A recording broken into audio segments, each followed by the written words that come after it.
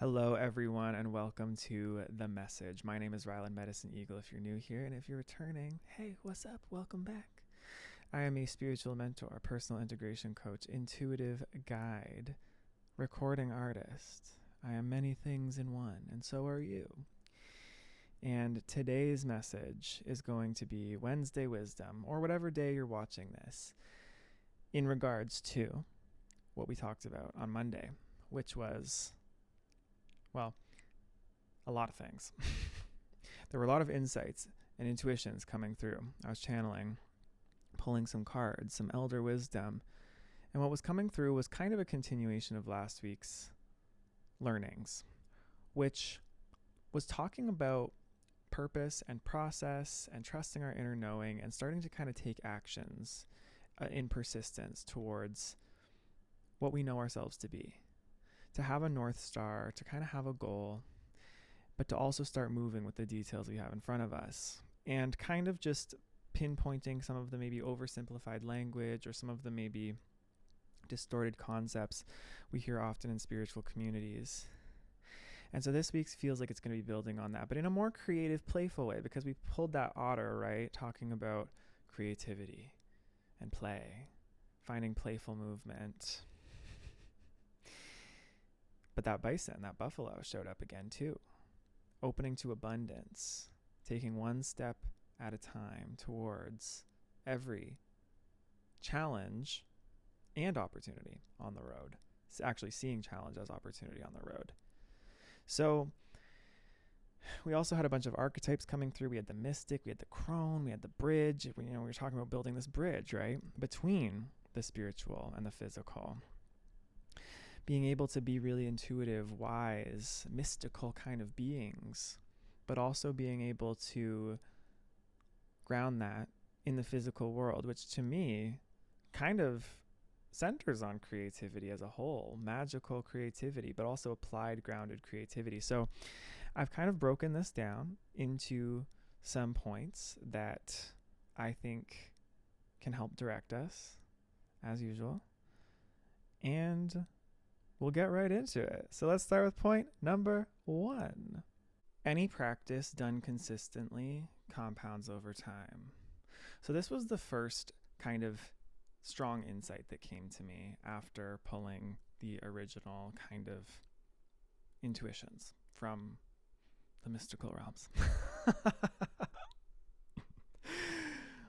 I thought about it, and it kind of flew into my mind with what I've been learning about practicing recently. Any practice that we are doing will compound in its effects over time. So what this means essentially is whether it's a creative hobby, whether it is a skill that you are trying to develop, whether it is a workout regime, whether it's you trying to build a business, whether it's you trying to make money, whatever that may be. But I want to center it more on the creativity because this is what I'm interested in here. The more that you practice something consistently and put a certain skill or a certain, action at the core is what it is. Any action that you are putting into effect over and over and over again, the effects of that action are going to ripple out. That's a simple way of saying it. It's like a ripple effect. It's not only causing effect in that moment, it is now rippling out into every aspect of your life. So let's take a creative practice, for example. If you are writing every single day, a page of writing or a couple pages of writing, or you're letting yourself have flow of conscious thought for 15 minutes a day, let's say, that creative practice is not only happening in that moment. It's not like, oh, I caused myself to write this much and now I have this much on the page and that's it. That practice is now going to, over time, affect every aspect of your life as you stick with it. So when you're writing every day, for example, now you're going to find that your brain works in a more creative way in all areas of your life. You're going to find that you're better with your vocabulary. You're going to find that you're better at expressing yourself. You're better at articulating yourself. You're better at communicating things. You're going to find that you're more creative in all aspects of your life with coming up with creative solutions and trusting the conscious flow of your creative solutions more often than not, right? I think of somebody who's practicing an intuitive spiritual practice. Let's say you're trying to practice being able to visualize. You're practicing being able to focus. You're practicing being able to even psychic ability, right? And then the most direct parallel I can think of a practice that would also help to bridge that into the physical realm is like, let's say an artist, a visual artist who's trying to practice visualizing. You're practicing seeing things in your mind's eye, and then when you focus there, you start to visualize, you start to see things the more often you do it. Now, a great grounding practice as a visual artist is let me practice trying to like draw that or put that into some kind of visual format. For me, as a musician, an artist, there are a lot of times I hear music. I'll hear music, or I'll hear like symphonies. I'll hear things come to me like clairaudiently. And the practice and the opportunity there is, okay, well, let me try to now translate that with the skills I have into a song that we can actually hear with our physical ears. And it's never perfect. And we also have to be developing the skills around that to be able to play with those insights and those, mystical impressions when we get them. But again, the more consistently we practice them, the more compounded the mastery of that thing becomes, not only in just that area, but in everything. So a creative practice, it feeds your whole life. Creativity feeds creativity. When we first start putting our effort into something, it might take some time. Usually, I've said it before, it takes at least 3 weeks to really solidify a habit and make it automatic. And that's just on the simple surface of things. So it takes more energy in the beginning sometimes to get something moving, to input, and to sort of overcome and get into that like neuroplasticity of starting to change our brain pathways towards something. But then as we get going, it starts to snowball. That snowball starts to accumulate as it's going down the hill. It starts to compound, right? We start to create a feedback loop, a positive feedback loop, where something starts to accumulate and grow. And that, to me, is one of the most beneficial things that we can have in our lives in an intentional and conscious way, because we have these practices that are compounding all the time, and these consistencies that are compounding all the time. We just are often unconscious of them, and sometimes they're like bad habits. Sometimes they're things that we don't want. So when we can get intentional and make them the things that we do want, then it overall benefits our lives and allows us to build that bridge that we've been talking about. Point 2 is what you want most often lives on the other side of the friction that you avoid facing the most. AKA, whatever takes the most courage for you to face in your life is often the exact thing you need to face to get to where you want to be. And what is courage? Courage is really what you feel in your heart and acting on that deep feeling, aka that deep value, even if it's uncomfortable, even if it ruffles feathers, even against the odds. Courage is the ability to be true to ourselves on every level: mental, emotional, physical, instinctual, spiritual, right? The ability to act upon our values in self-empowerment, that is courage. So we have really big difficulties with being courageous because we have these kind of two sort of polar opposite forces pulling at us at once within us. We have these survival needs, this need to conform, this need to appease, this need to stay comfortable so that we stay safe, with this other higher need to strive for creating something unique and to individuate and to have a sense of self. And this is kind of the human condition. And this is another example of that bridge, where we need to find that bridge and build that bridge between these two parts of ourselves. So we are, in the world. We're not of the world. We are like in and around other people all the time, but we don't become enmeshed with those other people. And we're able to contribute as individuated beings while also living in harmony and not giving up who it is we really are to appease others. It's this ability to live in, ultimately, a state of courageous love rather than fear. So I've found in my life that sometimes when I'm looking for that bridge, between what I know as potential within myself and what I know is sort of this greater vision I might have, or this greater feeling that I know, okay, I know where I'm at is not aligning with who I want to be or who I know myself to be. What's the bridge? When I look back, the bridge has always been doing the thing that feels uncomfortable and hard and takes courage. And that's usually the thing that we're avoiding. It's usually the thing that we avoid, or we maybe even get really triggered over, or we might actually push against it and resist it. Like, I hate that thing, or that thing doesn't align with me, right? We look at it and we just kind of push it aside, and we look over here and over there for all the easy solutions, all the easy options. There must be something else. This is why spiritual bypassing and escapism can be such an issue, because we use a lot of this language, this love and light language, and this ease language, and this like easy manifestation and this quick fix language to try to almost like avoid what we truly value. And what we truly value is evolution. At a soul level, all of us really value the evolution and the growth of who it is we are.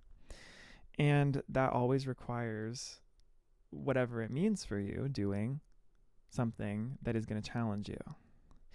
So if you're not feeling challenged in your life, if you're feeling like life is kind of just stagnant, it's just slow, it's like easy, that's not to say there's anything wrong with that. And if you're in a season of that where it's needed because you're recuperating and you're recovering, then that's fine. But don't kid yourself if there's something deeper that you're longing for. And essentially, I kind of like the mentality that when you're in a comfortable season in your life, always assume that you're on borrowed time with that, because you probably are, because, just like when you've climbed one mountain, the next one's going to appear. The next one is going to appear. And you have to be ready to climb it and to face that challenge and to prepare yourself for that and to always kind of be ready. And holding yourself to that, I guess, sense of like self-respect and self-esteem and self-determination that you're ready to grow and to be here to grow. All right, going back to every practice compounds over time when done consistently. Point 3 is the artist's way. I'm just going to leave it at that. I'm stealing this one from Julia Cameron, and y'all know, if you've watched me for a while, that I mention her often because I believe in her practices so deeply, the practices that she's come up with. So, hey, Julia, thanks for your practices. They've really affected me deeply, and I want to share them with the people. Julia Cameron, in the book The Artist's Way, which is a workbook for developing creativity and creative practice, talks about 2 main practices that she never ever skips and that she always implements in her life daily and weekly. The daily practice being morning pages. She does morning pages every morning when she wakes up. The first thing she does is she writes 3 pages of a flow of conscious thought, whatever wants to come out, without censoring it. Even if she's feeling angry, feeling blocked, feeling stuck, feeling like she just does not want to do it, she does it every morning. And so many people have done this practice. There are countless artists and celebrities, celebrity artists and writers and things who have done these practices and attributed their success to her methods. And I have been someone who has done her practices as well and done the workbook, and that's an even more in-depth thing. If you can do that, I recommend it highly. But even just keeping up with the morning pages every morning, even if it's not the 3 full pages, even if it's just a page or a couple pages, if you can't get to it, because it can take a minute, it does exactly what I was saying earlier. It compounds your creativity. It gets your brain in flow, not only for that moment doing that practice, but now for the rest of the day.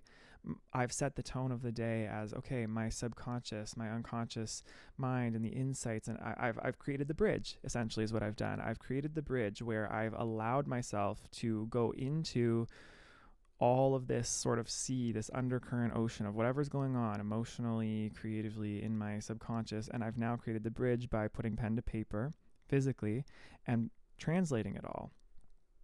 And it's a very simple way of doing it. It's a very sort of like low stakes, low effort way of doing it also. The effort is just creating the habit, right? Which is the biggest effort. But if you can systematize it, because the system's built in, if you can wake up every morning and just remember that, or have a notebook out and be ready to do that every morning and set aside that time. She said she even would wake up earlier in the morning if she needed to before her daughter would wake up. And she'd do this. And like a bunch of film writers and or playwrights and, you know, writers and film directors and stuff have said they swear by it. And I would say so too. So that's one of the practices. That's done daily, every day. The second practice is the artist date. And this is done weekly, at least once weekly. And this is where you take time to go for an uninterrupted 2 hours each week and do something that feeds your creative well. And it has to be by yourself. It can't be with someone else. It can't be like distracted. It can't be broken up. It's a dedicated 2 hours where you decide and plan something. Okay, this 2 hours this week, I'm going to go to the dollar store. I'm going to go to the dollar store and I'm going to let myself buy a bunch of just inner child creative fun things and take them home, and I'm going to craft something out of them. Or I'm going to give myself 2 hours and I'm going to go collect rocks for my garden. I did that in the spring. I'm going to give myself 2 hours to just go walk downtown, this small little cute town, and look at all the boutiques and just let myself window shop for 2 hours. These are artist dates. It's essentially you're taking your inner artist on a date to kind of find inspiration, to allow the impressions to kind of come in, and to take the steam off the always. Because, you know, when you're doing things like morning pages, or when you're working all the time, or when you're doing creative work and practice, sometimes you can burn yourself out and get that writer's block in any creative, whether it's music block or dancing block, I don't know, whatever. You get that block because you need to be putting in the nourishment of like the nectar of receiving impression, so that you're inspired, so that your intuition can put new things together, and so that new impressions can, right? It's that positive feedback loop. We have to open the loop up to new things to inspire us. So that's what the artist date essentially does as a function, is it allows you to intentionally think about doing something interesting or new, or something you might not have thought of doing just in your automatic day, but being like, hey, that thing would be interesting for me to dedicate that 2 hours to. I'm going to go try that thing and get some impressions. Go to a museum, go to an art gallery, go to a cafe. Like, it doesn't have to cost money. It doesn't have to be anything extreme, but these two practices, essentially, morning pages and artist dates, are very doable things that everybody can do. Anybody can do it. It's just about committing to it and setting aside the time to do it. But I find them highly beneficial. Point number 4 is systematizing or organizing or structuring your life is just as much a creative or spiritual practice as any other. This one's a bit of a hard one to hear, because we don't think of these things as being, you know, high vibrational and exciting and like, you know, life-changing and miraculous. These are the very just mundane, boring things that are part of our earthly existence, that we've just known our whole lives. It's tried and true. Everybody does it. It's not special. It's not unique, but it gets the job done. Systematizing, organizing, setting up foundations for ourselves. This is the temple, right? Because the temple came through in our reading on Monday as well. The temple, I think of the vessel, I think of the stone, I think of the sustainer, all these archetypes. The father as well, Saturn, Capricorn, right? All these things. We have to have that disciplined container and those sort of intentional limitations in order to allow the unlimited and the infinite to come through in a way that makes sense. Otherwise, we're just living in this sort of chaos, or this sort of meandering, wandering, not really sure of our identities, slippery slope kind of an energy. And again, those seasons of our lives can be necessary. It can be necessary to lean towards trusting that sort of fluid nature. But I think that can get polarizing if we're not balancing it with committing to something. And committing can be hard. Committing is scary, especially I think for spiritual beings. This is kind of a shadow of the spiritual community that I don't think it's talked about enough. Is there's a really difficult time sometimes, I think, committing to like an identity, or committing to being something in the physical realm, because it means, oh, I'm committing, like I'm limiting myself. And we almost get this thinking that's like the opposite, where I think, oh, I'm just this infinite multidimensional being and I can just be anything I want, so that it almost becomes scary to commit to something and be something. I think we have to find a way to be able to hold both, right? So I think creating structures, systems, getting into the nitty-gritty and putting in the effort of, okay, let me set myself up to build something and dedicate myself towards something. This can be a challenge, and it can be resistant, and it can be hard. I'm even like scrunching my face up because I think that's the feeling. And I'm trying to focus. But it's really necessary for our growth. It's necessary if we want to be expanding, necessary if we want to be evolving. This is the wisdom. This is the wisdom of this temple. We really want to feel certain states of being. We want to feel love. We want to feel abundance. We want to feel bliss. We want to feel prosperity. We want to feel centered, whole.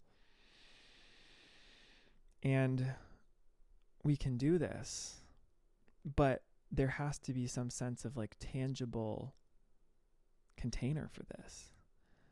Temple. A temple, right? Where you can honor something, and the body is the temple.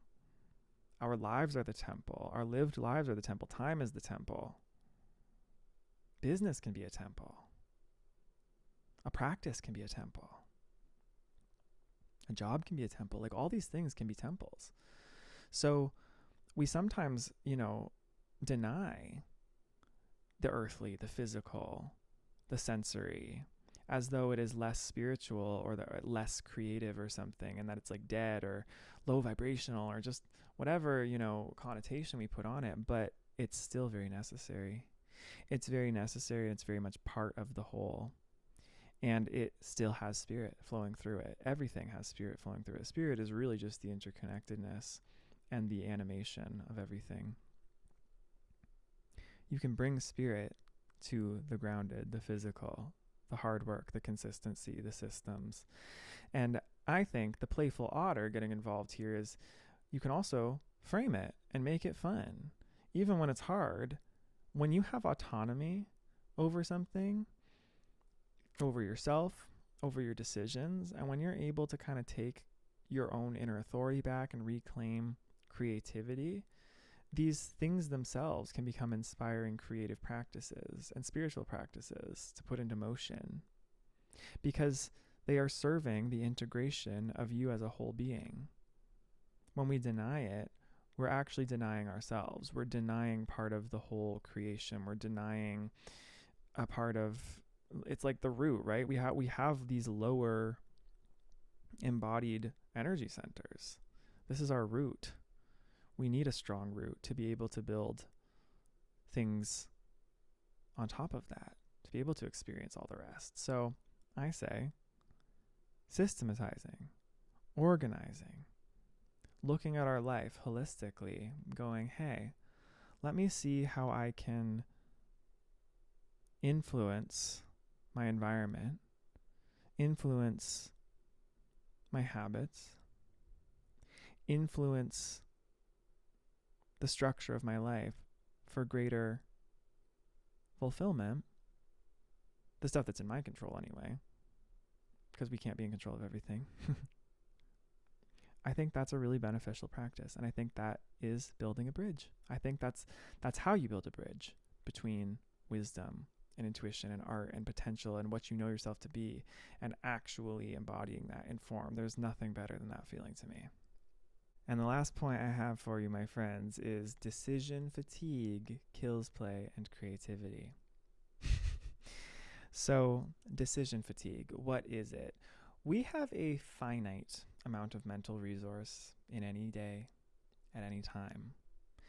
That includes your ability to pay attention to things, to listen to things, to absorb information, to create things, to do really anything that requires like executive mental function. Because our brain is kind of like a filter. It filters reality through it, through the senses, and then it processes all of that, and that all takes energy. And again, we have a certain amount of it every day. So we want to find ways to use that finite mental resource, that energy that we like to talk about in spiritual communities, protect our energy is another way of saying this. This is what is essentially being said. You're protecting your finite mental capacity, emotional capacity, physical capacity, and you're dedicating that towards the things that matter. How do you dedicate it towards the things that matter, though? It's not just about throwing all that energy just into something and just hoping that that works, because that can also cause burnout if it's not being delegated discerningly. If the energy is not being delegated through the filter of systems that we're setting up. How do we set up systems? It can require, planning. It can require us to take a minute to do the work of setting up structures and containers. I keep coming back to this. You're going to hear me talk about it over and over and over again because it is the foundation. It is the thing that we have to get into our minds. For example, on Sundays, I like to try to make a plan for my week. And every evening before the next day, I make a mini plan for the next day. This takes away me having to be in decision mode during the day while I'm trying to also be in creative execution mode.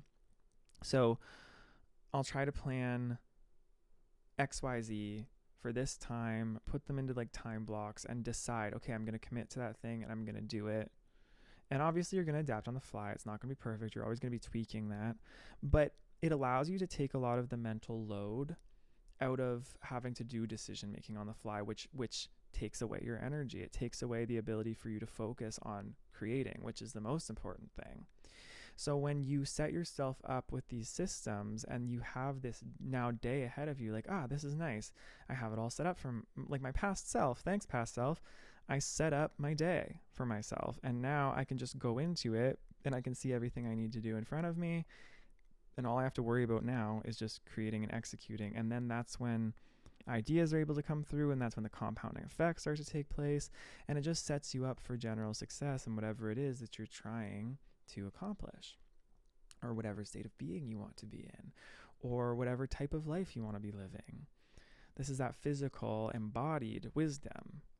And sometimes in spiritual, creative circles, we don't really like this wisdom because it kind of opposes the natural tendency of our brain, which is, I just want to be fluid, I want to be free, I want to be creative. But inadvertently, you're actually creating more freedom. It feels paradoxical, it feels counterintuitive, but you're actually creating more freedom through creating certain constraints and limitations that allow the creativity to come through in the first place. Because if you don't create constraints or limitations, your creativity just leaks all over the place. So always making sure that we are taking responsibility and being good stewards of our creative energy. Being good stewards of creative energy involves creating containers, because this is really safety. It creates safety for us. It creates protection. And it nourishes and nurtures finding the balance. Finding the flow, right? Masculine and feminine energy. Balancing them so that they can coexist in harmony. All right, friends. So that was your Wednesday wisdom. I hope this video has helped. I really enjoyed going through this one. This one does feel very light. It feels light. Even though, there's some heavy stuff, some, I guess, what some people might consider lower vibrational stuff. Lower vibration doesn't mean bad. Lower vibration is part of reality, right? And it's about bridging the high vibes with the low vibes and being able to find the middle ground and being able to find the harmony between it all. And that awareness in itself can be really helpful. So this week, getting into practices that are going to compound for you over time. Making it playful, making it creative, framing it like this is part of my spiritual development. This is part of my creative development as well. We don't need to deny things or make ourselves feel wrong for doing certain things. We just have to be in touch with our values and be honest about that and let ourselves do what needs to be done in order to be in alignment with that. So I'm going to stop rambling. Thank you very much for being here. Thank you for your support. I have absolutely seen your donations coming in. Thank you. That means a lot. Your super thanks. Thank you. It means a lot. Genuinely helps me to keep doing what I'm doing here on the channel as often as I am. I have sessions available, one-on-one sessions if you're interested in coming on and chatting with me about any of this stuff or anything going on in your life. And I can help you to gain some perspective and hopefully create some actions that can be taken to move in the direction you're wanting to go. But otherwise, I hope that you have a beautiful morning, day, evening, night, wherever you are. And I will see you in the next one. All right. Take care. Bye-bye.